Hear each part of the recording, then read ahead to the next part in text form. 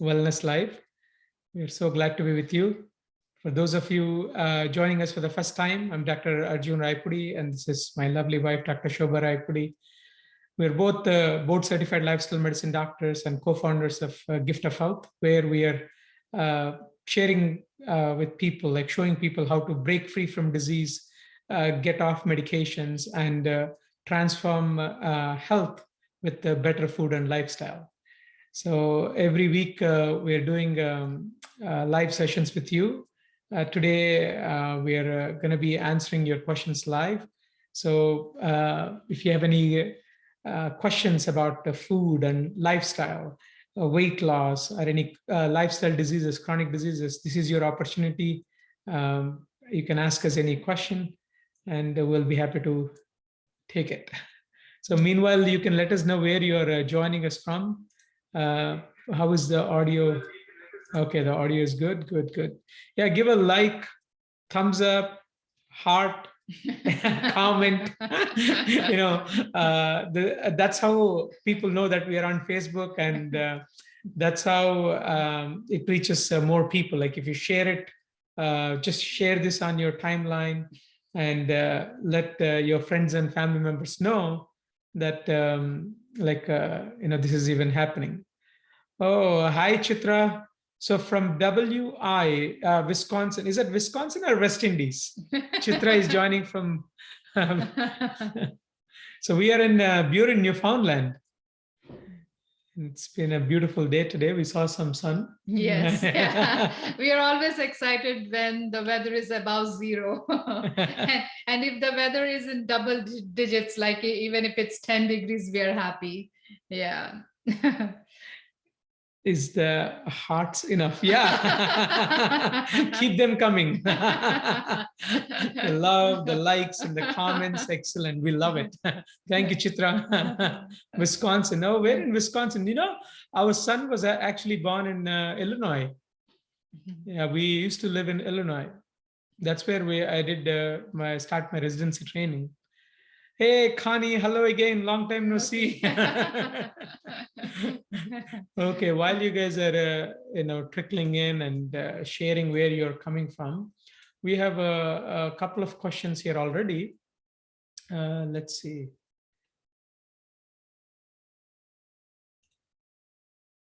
So one question is Heather is asking, I want to know about our iron needs and how to meet them.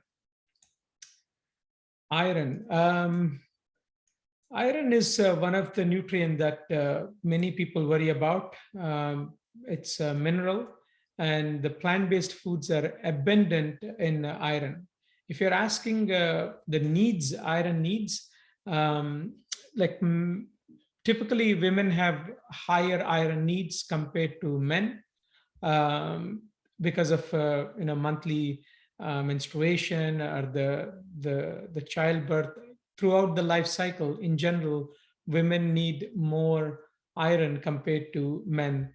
If you want to be exact, men typically need about 8 milligrams of iron per day, and women's requirements can range up to 18 milligrams per day. You don't have to worry about the numbers, but that is just for your curiosity. But the most important thing that you want to know is how can you get more iron for your daily needs, and you want to know which foods have more iron among the plant-based world. So the iron-rich foods are first of all, before we go into that, some of you may be wondering why you care about iron. Iron is so important. It is it is an element in the hemoglobin. Hemoglobin is the pigment that is contained in all the red blood cells, and the more iron that you have, you don't want to have too much as well. That can also lead to problems. So you want your iron to be optimal amount. When the iron levels are optimal, your blood count, your blood cells function better. And iron has many other functions as well within the body. So which foods have iron? So greens and beans are the means for your iron. So as long as your, when you look at beans, they're rich in iron. Whether it is lentils, beans in the form of chickpeas, any beans, like you take any bean under the sun, they are rich in iron. And similarly, greens. So even spinach and like all those leafy greens are rich in iron. So the only two things that you need to remember is greens and beans are your means for iron. The thing is, the other misconception, like what a lot of people have, they think that maybe people eating plant-based are more iron deficient, or may be iron deficient when compared to people eating omnivorous diet or animal-based diet.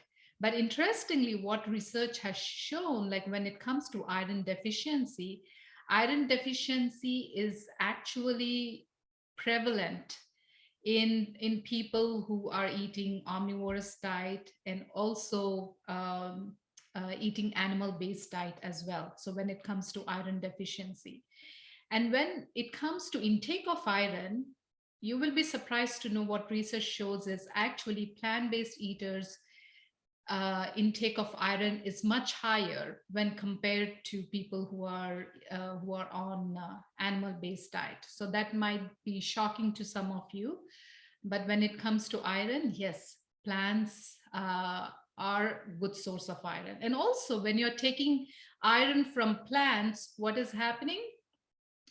You are the iron is not inflammatory. The same iron, when you're trying to get it from animals, it causes inflammation in your body. They just happen in a different form. The iron from the animals, it's something called like a ferric form. It's more oxidizing and more inflammatory, whereas the iron that comes from the plants, it is less inflammatory. The other thing about iron is, like, if you want to increase iron absorption from your diet, you also want to focus on foods that are rich in vitamin C. The more vitamin C rich foods you take, the more iron you get from your diet. So which foods have more vitamin C? You guessed, like if you're guessing like citrus foods like lemon, oranges, and even peppers. berries. Yeah, berries, peppers, potatoes. These foods have more vitamin C, and when you eat those foods on a regular basis, along with the beans, greens, you increase the absorption of the iron. The other foods that are rich in iron are also tofu is rich in iron. Like I see Janice is asking, what about tofu? Yes, tofu is rich in iron. Soy foods like soybeans, tempeh, they're rich in iron. And there are also quinoa is a good source of iron. Potatoes are mighty food, especially when you leave the skin on. Potatoes are a good source of iron. And the other thing is your seeds, nuts and seeds, they're also good source of iron. Mm-hmm. And Chitra is saying amla. Amla is the Indian gooseberry that is rich in vitamin C. So when you take that amla or amla powder or the whole Indian gooseberry, you increase the absorption of iron. Yeah, and especially people who are from Newfoundland, they mean like molasses. Molasses is rich in iron. So any dried fruits, so the like raisins, they are rich in iron too. Mm-hmm. Yeah. And believe it or not, chocolate also has some iron as well. So, but that doesn't give you permission to eat chocolate. Yeah. So if you're having like a small amount of dark chocolate every now and then, like especially you're using cocoa powder to make your recipes, so you get some iron from that as well. But what is interesting is people will hang on to chocolate and they won't remember the other foods that are rich in iron. Yeah, especially some dark chocolate. Yeah. Yes. Yeah. Iron in molasses, yes, you could is bioavailable. Yeah, you can absorb the iron from the molasses as well. Tahini is the sesame seed butter, which is just grounded sesame seed paste. That is also a good source of iron. So I think we have given you enough. So summary: the beans and the greens, all kinds of beans, all kinds of lentils, all kinds of greens are rich in iron. And the dry fruits, molasses, raisins, tahini, soy products, tofu, all good sources. And to optimize or increase the absorption of iron, you want to increase the vitamin C rich foods. Actually, my mom, I think about 5 or 6 years ago, her iron, she had like a regular checkup for some reason at the time, and her doctor told her that her hemoglobin and iron levels were low, and they were going to start her on iron supplements. And we suggested just hold off for a month and try increasing your lentils and greens intake along with some lemon or oranges. So every day she ate a cup of cooked lentils and a cup of cooked greens, different kinds of green leafy vegetables, and had a plenty of intake of vitamin C rich foods. And in a month, her hemoglobin and iron stores, they went to normal range. So this is you do want to get checked. Like if your iron levels are low, you want to get a thorough evaluation by your family doctor. Make sure you're not losing any iron from your gut or other sources. And once those things are eliminated, no other cause is found, then definitely you could focus on increasing the supplement, increasing the nutrition, increasing the foods that have more iron. Yeah. So Chitrali is asking, can you please talk about menopause in women and nutrition, emotional management, or mood changes?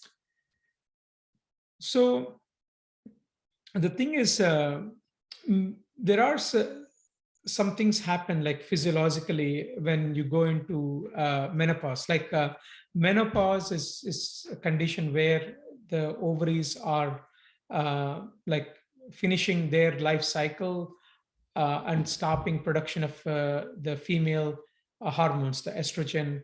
So what happens is like when the estrogen, the ovaries stop or decrease the production of the estrogen remarkably, then it has effects on the whole body. One of the effect is some people believe is that especially like when the estrogen levels come down, the the the bone mass, like the bone mass can also the bone growth, the bone remodeling can also slow down. So that is one thing that you really want to take care of. Like as the menopause is entering into menopause or going through the menopause, like you really don't want to lose the bone mass. That's why it's important to focus on like a lot of good plant-based source of calcium. Again, eating more beans, more greens will provide you with plenty of calcium. The other thing about menopause and mood swings is this has been studied in many different cultures and countries. Like people who are on an omnivorous diet, like people who are eating chicken, cheese, eggs, meats, butter, like dairy products and meats. People, when you are on this kind of diet, your baseline estrogen levels are higher compared to when you eat a plant-based diet that is focused on fruits and vegetables, whole grains and beans. Like your estrogen levels are just optimal, just right. What happens is like when you go, let's say if you're on an omnivorous diet, like you're eating cheese, butter, eggs, and meats, like standard American diet, standard Newfoundland diet, and you go into menopause, your estrogen level goes from here to way down. So because of this estrogen level going from this high to very bottom, that is like you have higher mood swings, higher of those like these night sweats and just irritability. These are all that menopausal symptoms are more seen when you have this drastic drop in the estrogen happening when you are on a omnivorous diet or a standard American or Canadian diet. Yeah. Whereas when you're on a plant-based diet, your like estrogen levels are optimal, just optimal. And even when the menopause comes, the drop that you have from the optimal levels to going low, it's not much. So because the gradient or the drop is just little or gradual, then many people with a plant-based diet, they don't actually experience much menopausal symptoms. We have seen this in our students as well, like in the Gift of Health students who are in their late 40s and like 50s who went into menopause. They went through menopause much more gracefully than like being more irritable, more frustrated, more less mood swings.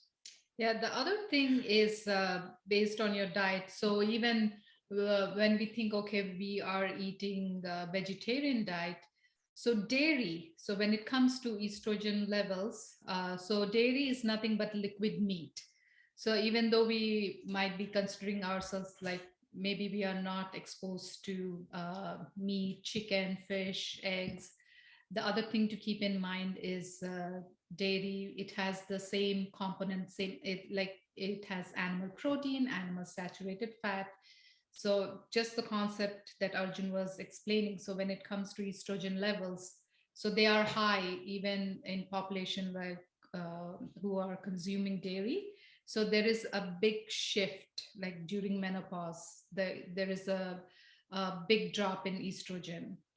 So even if you're a vegetarian, compared to if you were to be eating whole food plant-based, there is a remarkable difference in your blood estrogen level. So just because some thing is like a vegetarian doesn't mean it's like completely healthy, because many vegetarians eat cow's milk and butter, cheese, yogurt.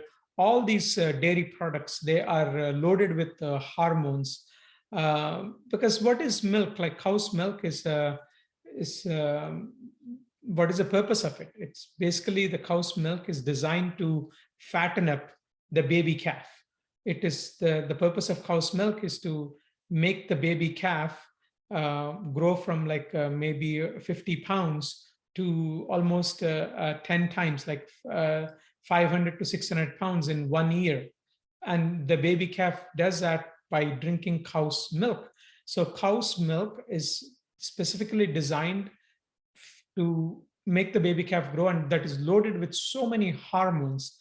And when you take that, like the humans have, there's no reason for us to grow. Like the only time we needed any growth liquid, the milk was when we were babies up to 5 to 6 months, and that too we needed that milk from our mothers. Like human milk is humans need like the milk from the human mothers, not from the cow. Like there is a big difference in nutritional value and the nutrient concentration in the cow's milk and the human milk. So you want to stay away from the cow's milk products, like dairy products. Like mostly. We could just keep going on about the dangers of dairy. I think Dr. McDougall did a 1-hour talk on the disease from the dairy products. Like you could look it up on YouTube. You'd be so amazed, especially like coming from an Indian background. We didn't know that, right? Like we grew up in a household. We grew up in a household where thinking that the dairy was normal. And not a day goes by without drinking dairy or having yogurt. So every meal has to end with yogurt and a lot of ghee. So whatever we are making has a lot of dairy, either in the form of ghee, butter, paneer, or cheese. So, yeah, it used to be like that, right? Like so yes. Now it's we learned about this all the dangers of dairy. I'm just looking this up. Like Chitra wants to the name, so that's Dr. McDougall's dairy and disease. Let's see. Okay, it's already posted. It's posted. Okay. Yeah, there it is. Like you can see Dr. McDougall's gut milk disease. Yeah. Yeah, check that out. Like Dr. McDougall, he puts it so like it's right in the face. there is no sugarcoating the truth. he keeps it raw like that. That's good. We love him. So Connie is saying, I use the local cocoa beans to make a hot, delicious chocolate drink. I guess I'm getting an iron. Yeah. Yes. Excellent. Yeah, good. Fun way to get iron. Hey, hi, Carolyn. Long time no see. Good to see you here. Let's see. We are looking at some questions here. Hi, Dr. Nandini. Great to see you here. Great to see you. Thank you. So there is a question about, intermittent.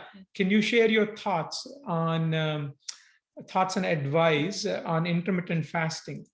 Well, intermittent fasting is so fascinating. Like this is in the last 10 years, 5 to 10 years, more and more people have looked at intermittent fasting and moving towards intermittent fasting, because I think all of this move happened a lot after this researcher, I'm blanking on his name, but he received a Nobel Prize when he talked about the benefits of autophagy, which is a process like that people go through when you do intermittent fasting. So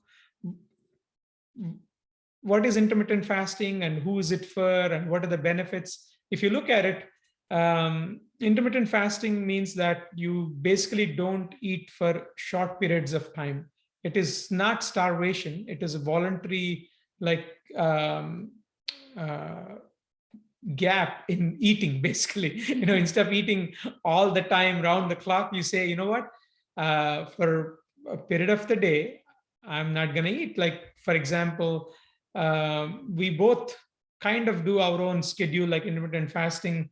I typically have my breakfast around like 8 or 9, and then I have a small lunch and maybe a supper like by 5 or 6, and then I'm not eating from evening 5 or 6 to next day morning 8 or 9.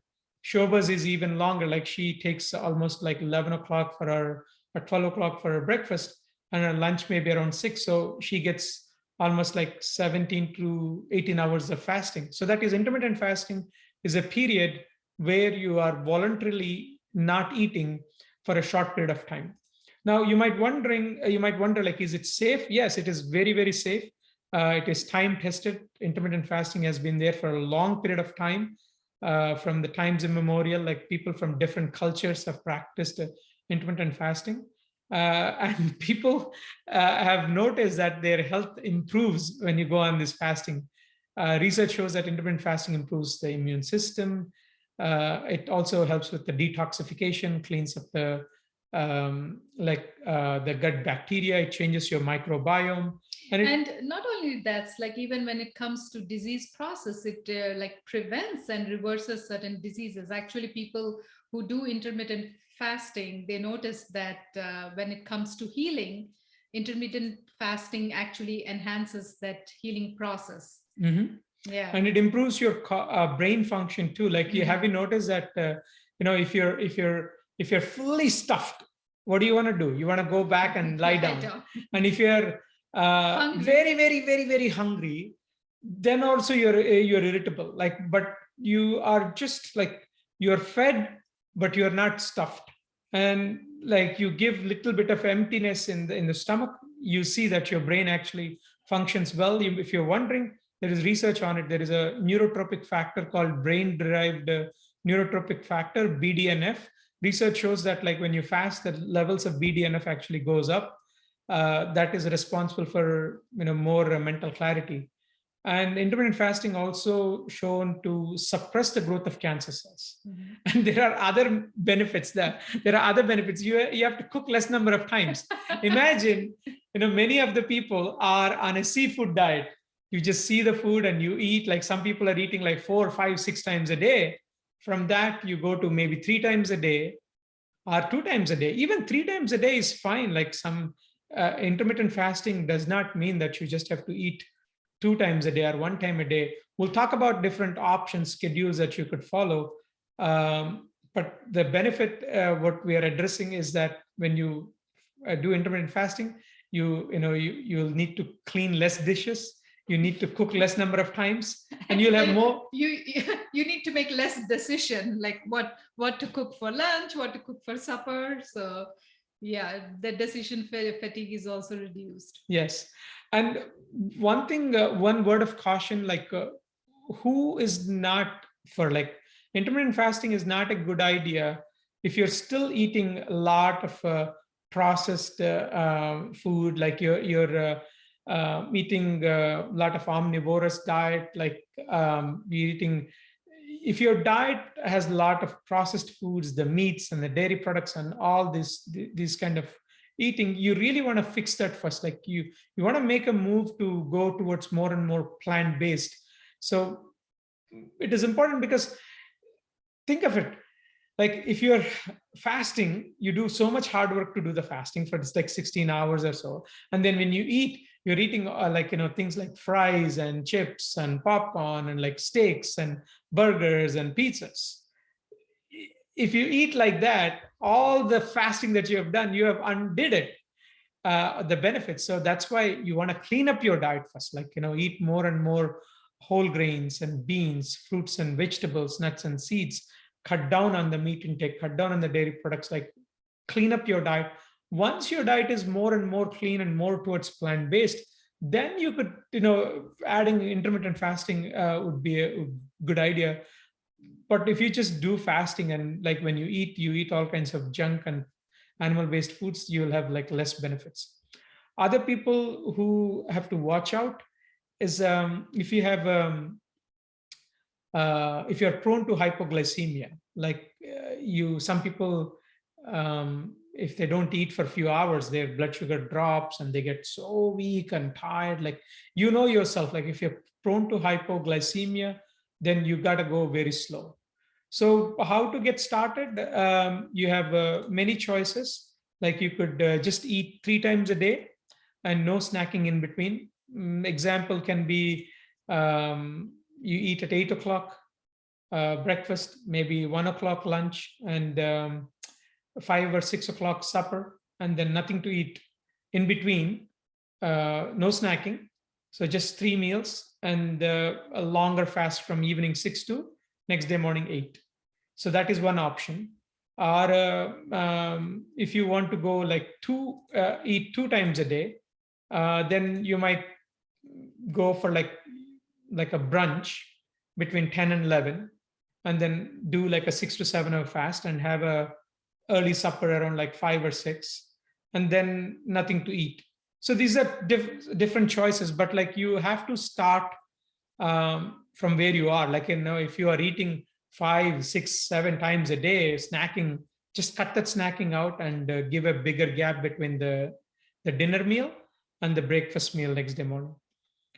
I think that's that will get you started, right? Like, but as you keep moving forward on intermittent fasting, like you need to learn, you need to listen to your body and go gradually. Yeah, actually, we did a session with Dr. Michael Clapper. So if you have subscribed to our YouTube channel, Gift of Health YouTube channel, you can definitely watch like all our previous sessions, like all the sessions that we do on this weekly basis.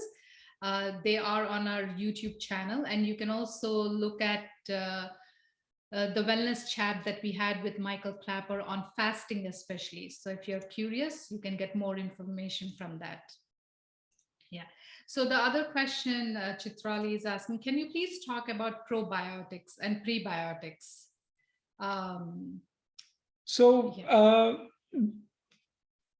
The thing is, probiotics are nothing but bacteria that are beneficial to us. And many people believe that, are in the belief that you have to take probiotics from outside. That is far from truth.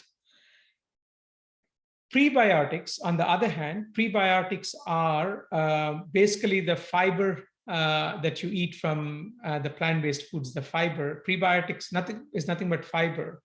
And when you eat the fiber-rich foods, the bacteria in your gut, they thrive on that. They thrive on that fiber, and they break it down into butyrate and propionate.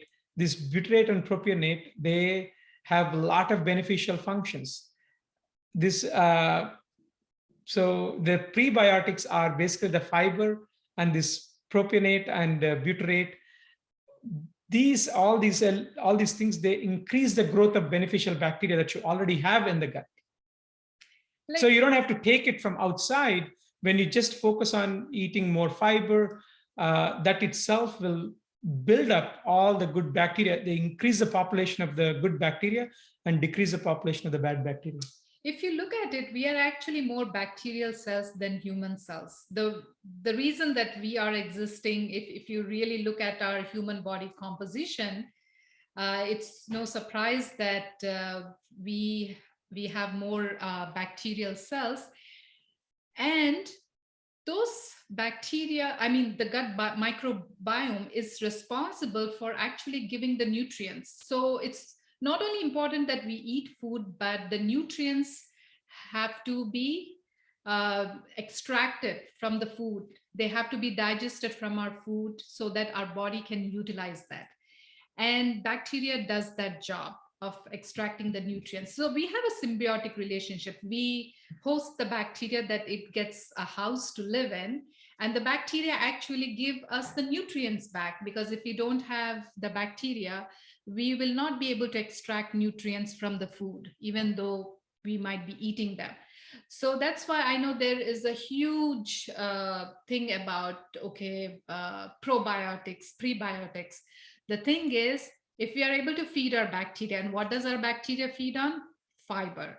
So the more fiber you give, our bacteria is happy and they give us all the good things. So when they are digesting the fiber, they release good chemicals in our intestine, which protects us from many things. It increases our immune system, it enhances our immune system, and it prevents us from diseases. It protects us from colon cancer. So there are a host of things that actually this good bacteria are doing for us.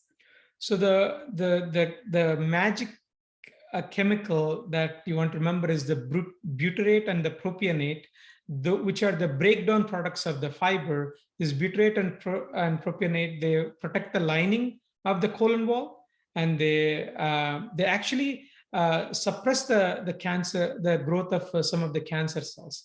And this butyrate and propionate, when they travel to the brain, and they also cause satiety. Satiety is like where you feel full for longer. That's why research shows that, like, when you include beans and lentils in your diet, you feels like satiated, like you feel full for a longer period of time. In fact, that is called a second meal effect, or a lentil effect. It's just fascinating. Like, so every day, this is doctor's prescription. Like our prescription for you is eat at least a cup of cooked beans, or cooked lentils, chickpeas, any kind of beans, your favorite, kidney beans, navy beans, or black beans. You can't go wrong with like eating cooked beans. So just enjoy the beans, enjoy the fiber. More seeds like chia seeds and flax seeds, they're plenty in fiber. Rolled oats, plenty in fiber. Barley, buckwheat. So basically whole grains, Yeah. Whole grains and beans, they are rich in fiber. Yeah. Good. How are we doing so far? Excellent. So if you're learning something, just give a thumbs up and a like and share. Like let people know that this is happening, and you could also ask any questions, like any questions that you have about food, lifestyle, exercise, you name it. Yeah. And the other interesting thing is we bring so many guest experts during our weekly wellness chat. And we have a very interesting guest actually coming for our next week session. So like he's a bodybuilder, and he's a plant-based bodybuilder. So for people who might be wondering, can I build body? Can I build muscle? So because people always suspect, on a plant-based diet, even that is possible. So we have him for our next session. And if you have any questions regarding, how can I build muscle on plant-based diet, or what is like what are the best things to eat? So, or do I need to count my protein, or like what are the things or can we get enough from the plants? So if our source is only plants, if we can get enough nutrients for building our muscles. So all these questions can be answered. And if you have any specific questions, so as we said, like we have this special guest coming, who is actually a plant-based bodybuilder. You can definitely let us know, and you can post your questions, and we will be sure to ask him. So we have he's not only a bodybuilder, he's a personal trainer, and he has won like several competitions in the bodybuilding arena. So he it's a good, wonderful resource to learn about fitness, like transforming your body physique. So bring those questions. yeah. Excellent. So Suji is asking, my dad has high blood pressure. What plant-based diet may I suggest him? It's funny, actually, this Monday, we actually conducted a session on high blood pressure, and also had the food prescription for high blood pressure. So yesterday we did a 3-hour seminar, like it's a mini workshop on how to fix your blood pressure with the food and lifestyle. It's like a 3-hour workshop, and it went really well. We could give you a brief summary, what to eat and what to avoid. The key is why someone would have high blood pressure. There are many reasons. Like you could have high blood pressure for many reasons, but the most common reason being the lifestyle factors. The lifestyle factors are the foods that we eat, and like the body state. Like if someone is overweight and they are not moving much and they're stressing more, then the blood pressure tends to run high. Also, if the food, like if your food has dairy products like the milk, the cheese, the butter, eggs, and then if you're eating meats like chicken, turkey, or oils and the processed foods, then your blood is much more thicker. The reason why the blood pressure would be high in those people is because the food that you eat, it affects the thickness of the blood. The blood pressure goes up when the thickness of the blood goes up, or if the blood vessel is more stiffer, or if the blood vessel is narrow. When you eat a diet of animal-based foods and the processed foods and oils, your blood vessels are stiff, your blood is thick, and blood vessels get narrowed. So the pressure, the pressure inside the blood vessels goes up. Whereas when you eat a plant-based diet, so basically you're saying if we eat foods that decrease the viscosity of our blood, that can relax our blood vessels, and that can decrease the stiffness of blood vessels, then that would be best when it comes to treating high blood pressure. So what are the foods that decrease the blood viscosity? So when our food doesn't have much saturated fat, when you look at animal-based foods, they're rich in saturated fat. Whether you take dairy or meat, chicken, fish, they all have, they are rich in saturated fat. Whereas when you look at plant-based foods, they're low in saturated fat, they have no cholesterol, so they keep our blood thin, nice. They just keep our blood like a vinegar consistency when compared to like, and when we are eating foods rich in saturated fat, it has the consistency of ketchup. So one is you want to keep your blood thin by eating plant-based foods. The other thing that can relax our blood vessels is the nitric oxide. So when we eat greens, it releases nitric oxide and relaxes the blood vessels and dilates the blood vessels. So even that helps reducing the blood pressure. And when it comes to stiffness, when there is not much plaque deposition, then the arteries don't become much stiff. So we can reduce the stiffness of our arteries by eating foods that have no cholesterol, ideally. So when you look at plant-based foods, they do not have any cholesterol. So you want to eat those kind of foods. So what you should be, should be focusing on are eating more green leafy vegetables. Like you could take spinach or kale, collard greens, mustard greens, any green leafy vegetables, and then all kinds of vegetables, like vegetables and the green leafy vegetables. When you eat them, especially like things like beets, greens, they release your blood vessels, they release more nitric oxide, and the blood pressure comes down.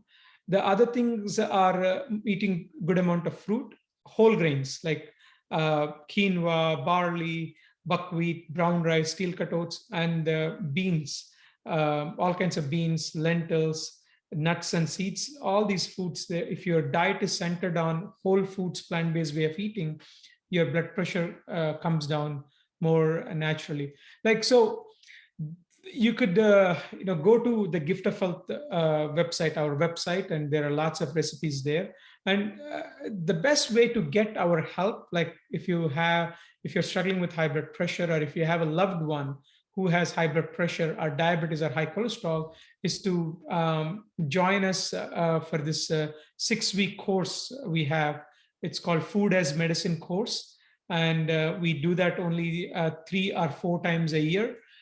In those 6 weeks, you learn everything you need to know about how your body functions, and how, using the power of food and lifestyle, you can actually use the food as medicine to lower your blood pressure, or to break away from diabetes or high cholesterol, or even lose weight and high blood pressure. Yeah. Yeah. So So basically, during the 6 weeks, we take the people through a journey where they can break free from their diseases, they can get rid of their medications and transform their health so that they can lead a better health. So and it's a very powerful program, and students who have done it have noticed so much immense benefit. Yeah, there are we had a group of graduates who finished the program, just our students who just finished the program. Many of them have come off of medications for high blood pressure, or reduced the medications for high blood pressure, diabetes, high cholesterol, found more energy, and lost weight. So it's one of the best investments you can make, especially like if you're looking for help to combat the lifestyle diseases, the diabetes, high blood pressure, high cholesterol, heart disease, acid reflux. These are lifestyle diseases, and taking medications for these conditions without addressing the lifestyle is like it's putting a band-aid. Yeah. So basically, like we have short-term programs, like we have 3-hour workshop, we have 6-week program, and we have 1-year programs too. So, and we have built in enough support for people so that they can actually achieve a big break free from disease. Okay, so Chitrali is asking. So Chitrali, you could click on the above link. Vanessa, if you could share the page, the Gift of Health 6-week Food as Medicine course page. So you could look at the info on the course page. And as we shared, we do this 6-week program only 3 or 4 times a year. Yes, there is a link, Chitra. You could look at that, the Gift of Health 6-week course. The way we do it is we meet with the group. It's a small group. We meet with you twice a week for the whole 6 weeks, and there is live teaching happening, and you'll be learning how to basically make the breakfast, the lunches, and the suppers that you love to make.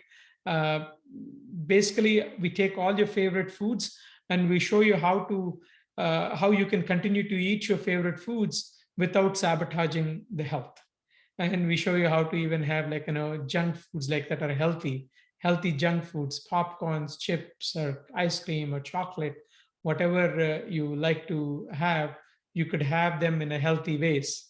So it's a fantastic program, and people have seen amazing transformations, like where broke free from the lifestyle diseases and got off medications, and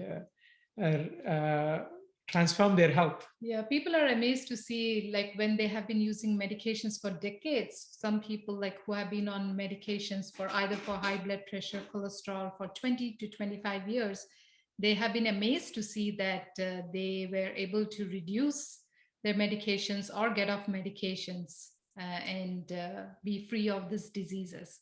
So it is possible, and we are here to help. So reach out to us, and we'll be happy to help.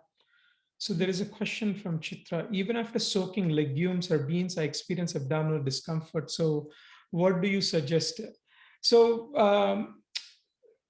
some people have like discomfort with beans and legumes. The key is to chew them really well, like cook them well, cook the beans well, chew them really well. So it makes it easier for the stomach enzymes and the bacteria to digest the beans. That's one thing you could try. The other thing is like go for the smaller beans. Instead of going for like the big kidney beans, chickpeas, go for like small white navy beans or lentils. So those are easier to digest. Some people find it beneficial, like if you use, especially if you're used to using Indian cooking, using a little bit of hing or asafoetida, it will also decrease that bloating. And if you have tried all these things, then still having it, so then decrease the amount of the beans that you eat and gradually increase, so that like your gut bacteria will change, and it will give you for your gut to adjust to the increase in the bean intake. Despite all of this, if you still have some discomfort, then you could try things like Beano for a short period of time. Yeah. So there is other question. I have lung issues. Took me 6 months to get over a bout of pneumonia. Is there a food or food group particularly good for lung health? Absolutely, Susan. Like research shows that like more intake of green leafy vegetables and vegetables themselves, like at least getting 5 to 7 servings of vegetables and 2 to 3 servings of green leafy vegetables have shown to improve your lung health. And you want to also stay away from the processed foods and the meats, the chicken, the turkey, beef, pork, dairy products. All these increase inflammation. Stay away from the animal-based foods and increase the intake of whole grains, beans. You'll see that these foods, they improve the lung health. And if you want to learn more, look up Dr. Greger's site, nutritionfacts.org, and you type in lung disease and lung health and food. He has lots of videos there. He also has this book called How Not to Die, and he actually has a chapter on the lung diseases in that. You could get like more specific. I think he reviewed like hundreds and hundreds of studies when he wrote that book. So that's a good resource. Chitra says, we'll look into the program, want to get rid of meds for blood pressure and thyroid. Chitra, sign up for the Gift of Health, the 6-week food as medicine program, and you'll see that, you'll get all the skills and the tools for you to, embrace this lifestyle journey, your journey, where you could learn to how to reduce dependency on medications for high blood pressure and thyroid and other conditions. Oh, you're welcome. Good. Excellent. Okay, so hopefully we didn't. Yeah, we covered all these all the questions. We didn't miss any questions here. So what are the questions you have? Keep them coming. Good. So we'll give it a couple more minutes. If you don't have any questions, we'll wrap this up. And we have a teenager waiting. Our son is 17. He's finishing his high school. And this is the last year we get to spend time with him. He's going to go ahead to college. So he's going to medical school. So it's fun to see him. So Heather is saying, did you already cover iron? If you did, I'll review the show. Yes, Heather, we started actually with that question. So look at the replay of this, and there is plenty of ground and information we covered on iron. And after you watch it, if you still have any questions, feel free to post, and we'll be happy to answer. Paula says, great program. I learned a lot. She's talking about the Gift of Health, the 6-week food as medicine program. And with the cost of meat and dairy increasing, no better time to start plant-based. Yes, absolutely. Good, good. Well, we'll wrap this up. Thanks everyone for joining. If you're just joining, be sure to watch the replay. And also, there are lots of resources that we have on Gift of Health website and Gift of Health YouTube channel, like lots of free recipes and videos where we have addressed lots of common health questions. Yeah, so catch up with those videos and hope to see you in one of our programs. Take care, everyone. Yes, have a wonderful evening.